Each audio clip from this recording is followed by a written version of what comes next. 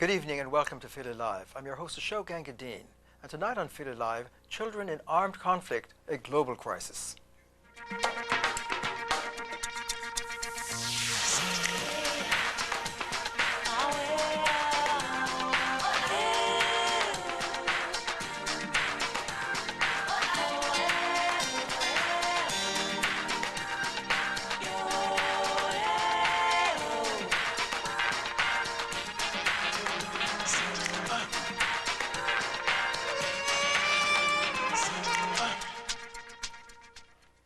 Although many of us become aware of the wars around the world, we may not be aware of the devastation that takes place to children.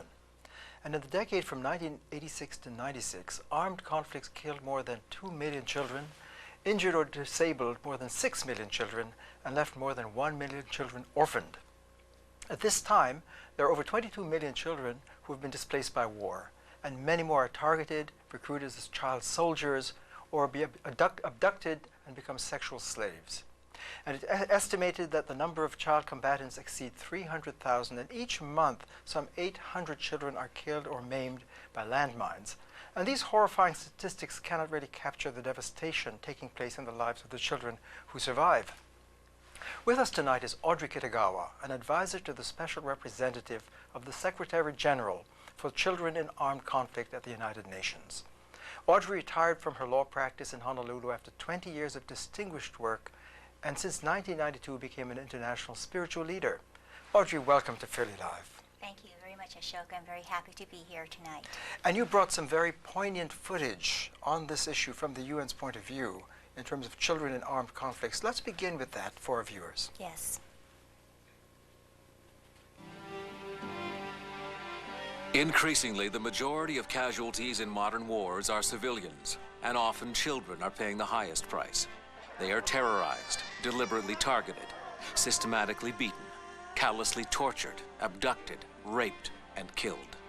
Conflict leads to the breakdown of social structures, and children suffer most as their access to healthcare, education, nutrition, and security disappears. We have seen children being chosen as deliberate targets. If your strategy is to destroy a people, destroying the children is part of your methodology. There is rising abhorrence at the widespread exploitation of children in armed conflict. The international community is mobilizing under the auspices of UN agencies, governments, and a large group of non-governmental organizations to promote and protect the rights and security of all children. Audrey, those are devastating images to see children. This is a global crisis, isn't it? It's not just localized, say, in the African subcontinent. It's all around the world. It's all around the world in well over 30 conflict countries. And of course, since September 11th, it has also come closer to home. Yes. And now that footage stressed that children are actually targeted in some areas. Could you help us understand what's going on there? Well, it is really an indictment against the adults all around the world because the trends of warfare are beginning to change from military to military engagement to military to civilian engagement. Soldiers actually going after civilians. That's right. Yeah. And so this really is even more devastating to the communities and the homes and the displacement of children. Help our viewers to understand the scope of this issue in terms of, say, choosing a certain site. I mean, there's a whole network of devastation that takes place. It really is. And when we talk about devastation, we're talking about destroying the culture because children are our future. We're talking about the destruction of societies and families. We're talking about the cessation of vital education of the children when war comes to their community. We also have poor health care, lack of nutrition, and we are finding that all along war corridors now we have a rise of HIV/AIDS. And not to mention the tremendous psychic trauma caused to the children. Right, and since this is the future of the culture depends upon the children, this is really a whole generation being destroyed and the future of the nation. Yes, you actually have intergenerational conflict going on now, where you have wars going on for many, many years. So children are being raised in war, and their children are being raised in war. So it becomes a very serious problem. Right, and this is something very alarming and disturbing. And to our viewers, if you're disturbed by these and you have your thoughts, we'd love to have you join our conversation tonight. We're focusing on children in armed conflicts around the world and the devastation that's taking place to their lives. And we're here with an advisor at the UN, Audrey Kitagawa. Phone lines are open, so please join our conversation. Continue, please, on this. I mean, let's just, since the health care obviously is disrupted, education is disrupted, and the lives, I mean, what can be done about this? I mean, you're coming from the point of view UN. It seems an overwhelming problem. Well, first of all, let me make it specific with respect to my own direct experience. I visited the Democratic Republic of Congo in January, and that's a country which has approximately 53 million people, of which 1/2 of that population is under the age of 14. And statistics have shown that there are a little over 1 million children who are in school. So you can imagine the huge numbers of children who are being deprived of education. Right. And not only education, though, but just basic needs like food, shelter, health care. All of that is part of it. That's correct. You have a huge internally displaced population, Right. very, very poor country, and the people are suffering. They don't have sufficient clothing, they don't have sufficient food, so all around the country is suffering. Give us a sense, help our viewers understand your feelings being on site in the Democratic Republic of Congo. What did you feel when you saw this, and what did you see? Well, there's a lot of suffering children. So you have street children because they have nowhere to go. They've lost their families. They have no communities. They try to get into areas where you have large populations so they can at least try to find some way of making a living. And you have very interesting phenomena that was growing, which is called sorcerer children. Sorcerer children. So what it is you have, I consider it to be a manifestation of the tremendous psychological dislocation of the people, where they target the most vulnerable segment of the population, which of course are the children who have no voices and no way to defend themselves, and they're trying to find attribution for their suffering. So they say that the children are sorcerers, they're witches. You mean the people in the community say this? Right. So then the children are kicked out of their homes, kicked out of their communities because they're branded as witches. So then you have a greater influx of children on the street. Right. But it really speaks to the psychic dislocation of the people, that they have to go to the most vulnerable population to be able to attribute their suffering to some cause. So this is compounded by the kind of the worldview of the people and perhaps their superstitions, if there are superstitions that are, and attitudes towards young girls or women. So girls are targeted even more than boys in a way. That's right, because they're subject to rape, unwanted pregnancies. They're involuntarily conscripted to be concubines of warlords, and they have no sterilized medical conditions with which to undertake abortions or terminate their unwanted pregnancies. So they're unable to have children down the road when they may want to have children. And this has contributed to HIV being spread more extensively. Yes, it is a huge problem along war corridors. Even with children involved in this. Yes, yes. And there's also this very disturbing phenomena that's coming up also, where they feel that you can prevent having HIV if you go to younger and younger girls. Right. And in terms of what you saw there, did you feel yourself overwhelmed by what you saw, or did you have any hope? Well, we can never give up on hope. The human heart always speaks to inspiration and looking towards ways to resolve problems. And it really is a global problem. We can't look at it in a fragmented way. You can see the manifestations of symptoms, but we really need to go to the underlying causes. And what are the underlying causes? Well, we need to look at good governance. We need to look at the centrality of morality and ethics within our governments, within our transnational corporations, within all the interlinking players within our human family. Right, and apart from that strategy of trying to get the players involved, as you describe the problem in the Democratic Republic of Congo, it seems as though it's such a chain reaction and a cycle of violence and devastation. I mean, a whole generation is being destroyed. That's it right. seems.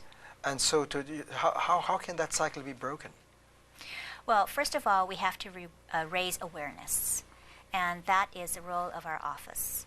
And we are basically an advocacy office, a catalytic office. This is your office at the UN. That's right. And we want to be able to raise awareness among the international community that this is a growing problem. Right.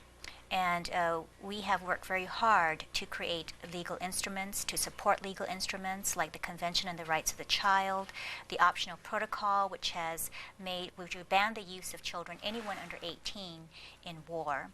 And we have other treaties and conventions like the ILO 182, which makes it one of the worst crimes is to use children in war situations. Is it a war crime now? Well, we now have the International Criminal Court, which will become effective around July 1st. And any violation of the optional protocol or using children in war will be considered a war crime. Right. But I want to go more into the background of how this arose in the UN, what are the UN taking this up. And we have some more footage from what you brought us. That'll be rolled now. Okay. There is never any acceptable excuse for sacrificing children. We must be ruthless in condemning those who wage, legitimize, and support wars, whether they are governments, private sector, and individuals. In 1997, as a result of years of advocacy by human rights groups and the publication of a seminal report by Graça Machel, UN Secretary General Kofi Annan appointed Uganda's former Foreign Minister Olara Otunu to be his special representative for children in armed conflict.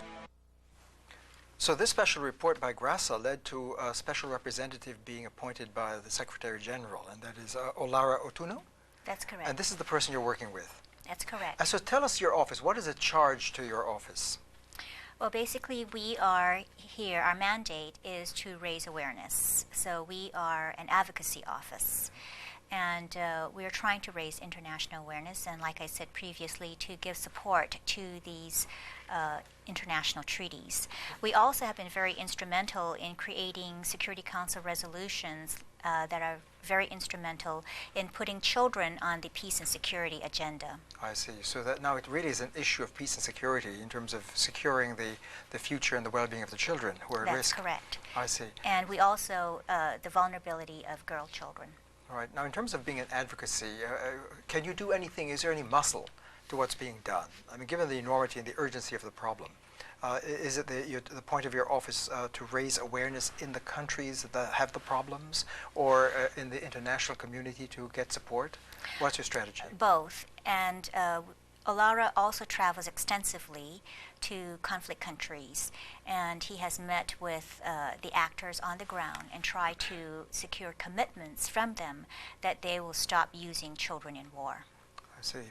What are some of the legal, I mean, obviously this requires political intervention of some kind, and you can make your moral arguments, but what kind of political initiatives, or you mentioned a protocol, an optional protocol, what else is coming out of your office? Well, first we have the Convention on the Rights of the Child, which really was approved about November 20th, 1989, and all the governments, all the countries have signed up and ratified the Convention on the Rights of the Child, except for one country in the world, and that is the United States. The United States has not ratified that. That is correct. Do you know why?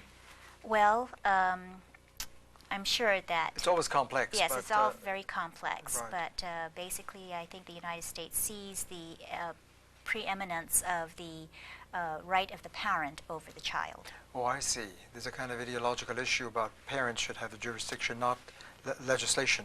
Yes, Is that it? that's one of the arguments that I've heard. I see. And the Convention on the Rights of the Child is very important because Article 38 of that convention specifically prohibits the use or recruitment of children in armed conflict below the age of 15. Now we have the optional protocol, which has raised that age limit to 18. Who introduced that protocol to raise the age limit? Why isn't it 15? Well, we want to make sure that you really have an adult who will be engaged in the military as opposed to a child. So they have set the threshold for anyone below 18 being a child. So we have the optional protocol that has now been ratified by the minimum 10 countries to become effective, and that was done on February 12th. Since that time, we have had a total of 27 countries ratifying the optional protocol. Again, the United States is not one of them. Now, Audrey, to be realistic, it looks as if these protocols or even these rights of children are just overridden in war situations. I mean, can they be enforced? It seems futile in a way. What effect do they have? Hopefully, with the implementation of the International Criminal Court, which will make the use of children in war a war crime, that we will actually have some teeth behind being able to prosecute those actors who act with impunity in such situations. Now, you spoke of raising awareness in the host country where there are problems. What follows up from that? Because, again, we see the problem is so devastating across the board. Health issues, education issues, homelessness, orphans, rape victims, out-of-wedlock children, and young women, young girls who are devastated as a result of that, and outcast from the society. I imagine this contributes to juvenile crime as well. Absolutely, because you have very desperate children who have no way of supporting themselves, so they seek out any way that they can to be able to survive. Yes. But some of the programs that our office is trying to initiate would be like supporting what we call the DDR, which is demobilization and disarmament and reintegration, so that we try to seek out ways to be able to take the children out of the war situation and to provide them with psychosocial services and support and be able to try to link them back into their communities. It's very, very daunting, very difficult. It certainly seems that way. To what extent can this be external intervention, and to what extent must the citizens themselves go through this rehabilitation and reintegration? For example, in the Democratic Republic of Congo, is it still too much a situation in terms of armed conflict to expect this kind of taking the initiative? Well, we always want the community to be fully engaged, and it is critical that they be considered. And the difficulty with the Democratic Republic of Congo, though, is that peace has not come to that country. So you still have warring factions. And in February, I was in Sun City, South Africa, where the inter-Congolese dialogue took place.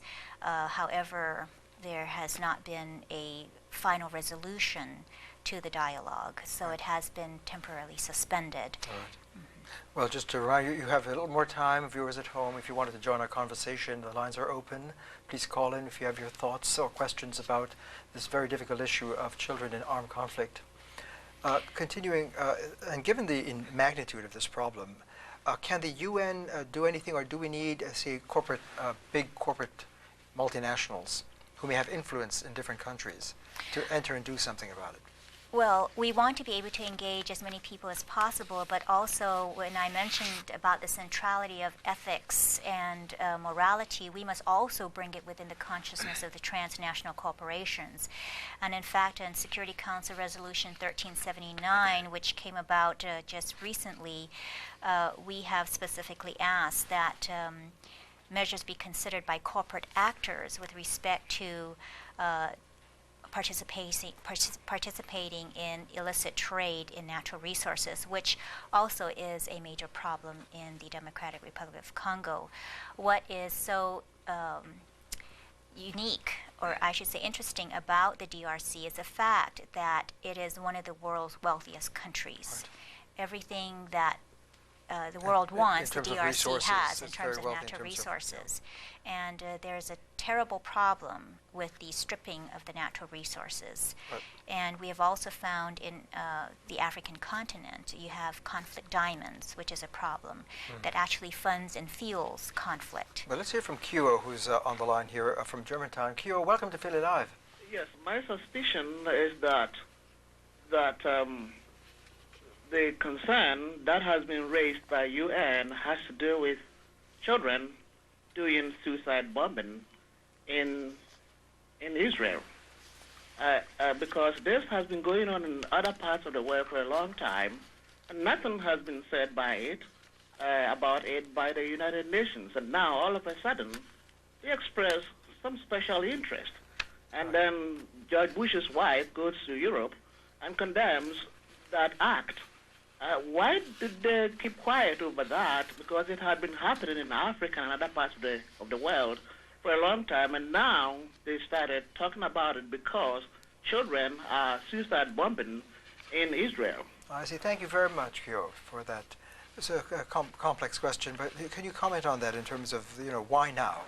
And is that playing a role in heightening the issue, that they're suicide bombers? Well, obviously, with the conflict in the Israeli-Palestine situation, it has certainly taken a very high profile in the media and the international community, but that has been an ongoing problem for a long time.